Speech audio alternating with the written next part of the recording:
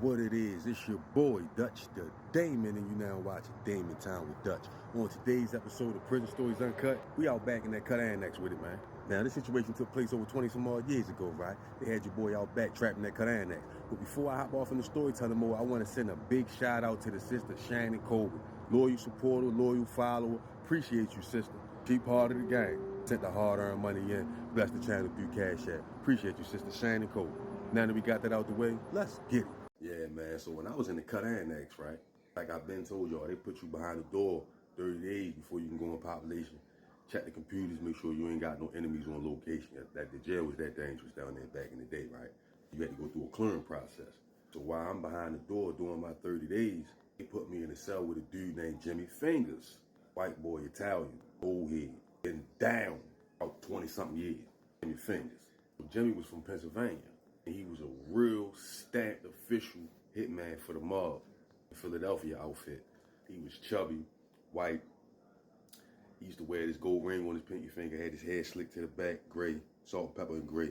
You know what I mean? Keep his face clean, shaved, talk like a gangster. We used to be in the cell tripping. This man told me about so many missions he went on putting in work. Man had like 6 life sentences. Jimmy Fingers.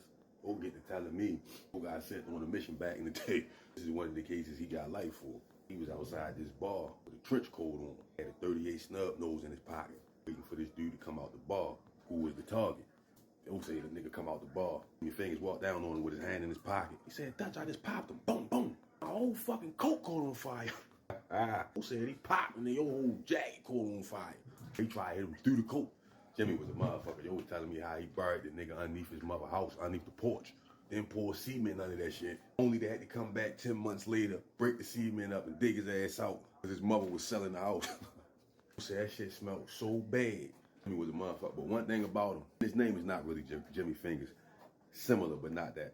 It's for video purposes. We're going to call him Jimmy Fingers. But anyway, one thing about Jimmy did not like the DMIs.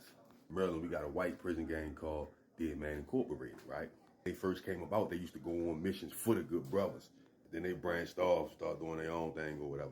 But in the beginning, they was like sympathizers to our movement. They was white, they couldn't join, so they had that. They started that so that they could sympathize our movement. They turned around, we get to beefing with them sometimes, so we ain't under that umbrella with them no more. But anyway, Jimmy Fingers could not stand DMIs. Who told me this crazy story. Said he was up in Cumberland.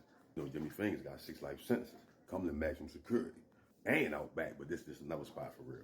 They're telling me how he had a DMI dude in his cell, white boy. And he said dude was having people in his cell all the time, a whole bunch of DMIs in his cell. Every time he come in the cell, there's 5 or 6 niggas sitting around on the bunks and shit, chilling in his cell, smoking cigarettes, playing cards on the bunk and all that old shit, right? Jimmy liked his little peace and quiet. So he said he told the dude more than once, like, yo, stop letting people in the cell. This our cell. Nobody else supposed to come up in the cell, man. Shorty, well, listen, every time he come in the cell, got somebody hanging around on they gang shit. Yo, Jimmy old school.